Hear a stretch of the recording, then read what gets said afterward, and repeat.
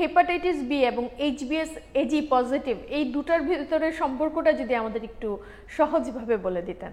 জি ধন্যবাদ। এইচবিএসএজি সেটি হচ্ছে হেপাটাইটিস বি খুব সহজে নির্ণয়ের জন্য যে টেস্ট সেটি হচ্ছে এইচবিএসএজি, অর্থাৎ ব্লাডের এই এইচবিএসএজি নামক টেস্টটি করার মাধ্যমে যদি এটি পজিটিভ বা রিঅ্যাক্টিভ হয় তাহলে আমরা ধরে নিই যে হেপাটাইটিস বি তার শরীরে আছে, আর যদি নেগেটিভ হয় তাহলে আমরা মোটামুটি বুঝে নিই যে তার শরীরে নেই, দু একটি ব্যতিক্রমী ছাড়া।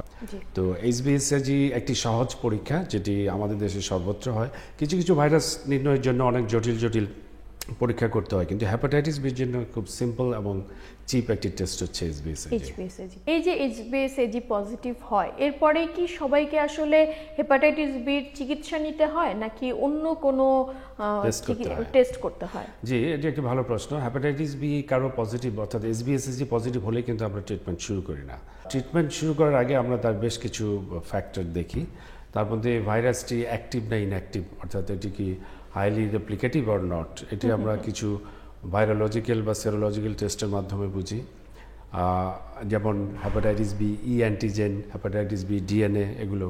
নাম্বার 2 দেখি যে ভাইরাসটি লিভারে কোনো প্রদাহ করছে কিনা, সেটি আমরা বুঝি লিভারের কিছু ফাংশন টেস্ট করি, যেমন এসজিপিটি অর এসজিওটি বা অন্য ভাষায় এএলটি এএসটি।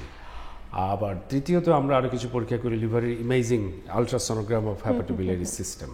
এটার মাধ্যমে আমরা বুঝতে চাই যে লিভারের কোনো ফাইব্রোসিস আছে কিনা। দীর্ঘদিন প্রদাহ থাকলে লিভারে ফাইব্রোসিস হতে পারে এবং যেটি যদি আরও বেশি হয় তখন সিরোসিস দিকে যেতে পারে।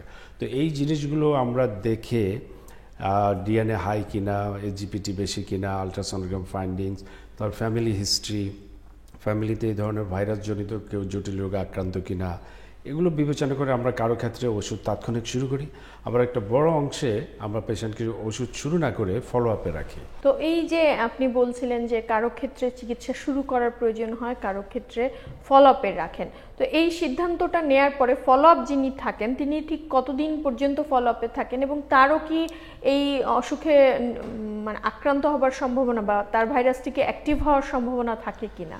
যাদেরকে ফলো আপে আমরা রাখি তাদের কেউ কেউ অ্যাক্টিভ ভাইরাস আছে, আবার কেউ কেউ ইনঅ্যাক্টিভ। আচ্ছা, অ্যাক্টিভ ভাইরাস থাকলেও আমরা কিছু ক্রাইটেরিয়া ফিল আপ না হওয়া পর্যন্ত ট্রিটমেন্ট শুরু করি না। তো এদেরকে সাধারণত আমরা 3 থেকে 6 মাস পর পর ফলো আপ করি।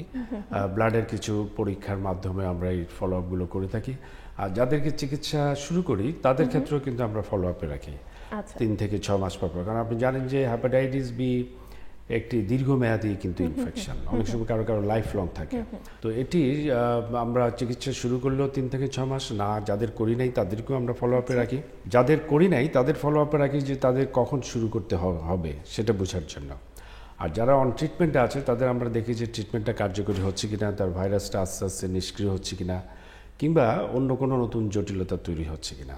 অর্থাৎ একজন হেপাটাইটিস পজিটিভ মানুষকে মানসিক প্রস্তুতি নিতে হবে যে তাকে দীর্ঘমেয়াদী চিকিৎসা অথবা ফলো আপের আন্ডারে থাকে। এই যে দীর্ঘমেয়াদী চিকিৎসা সেটা ঠিক কতদিন পর্যন্ত হতে পারে এবং এই দীর্ঘমেয়াদী চিকিৎসার ফলে সে কি সুস্থ হয়ে যাবে কিনা, হেপাটাইটিস বি কি তার শরীর থেকে নির্মূল হবে কিনা সেই বিষয়টি একটু জানতে চাই। এই দীর্ঘমেয়াদী চিকিৎসা কারো কারো ক্ষেত্রে 5 থেকে 7 বছর হতে পারে, কারো কারো ক্ষেত্রে লাইফ লং হতে পারে। আচ্ছা, এটি একটি। আর দ্বিতীয় যেটি আপনি প্রশ্ন করেছেন যে এটা পুরোপুরি নির্মূল হবে কিনা, হ্যাঁ, এই হেপাটাইটিস বি নির্মূলের প্রচেষ্টা কিন্তু অনেকদিন ধরে চলছে। এসডিজির যে গোল, জাতিসংঘের যে একটা গোল যে 2030 সালের মধ্যে হেপাটাইটিস বি সি নির্মূল করা, এরই প্রচেষ্টার অংশ হিসেবে অনেক কার্যক্রম চলছে।